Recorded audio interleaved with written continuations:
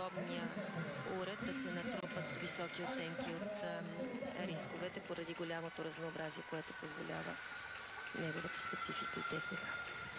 Насочваме вниманието си към Александра Солдатова от Русия.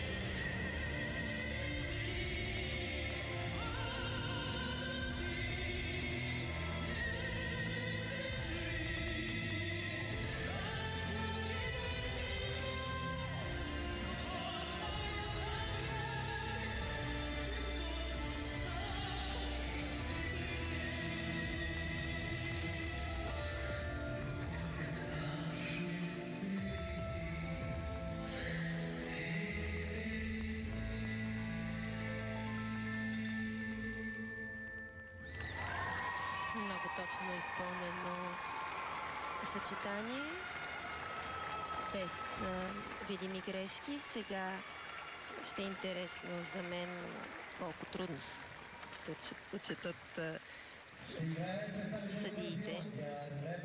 Александра Солдатова е състезателка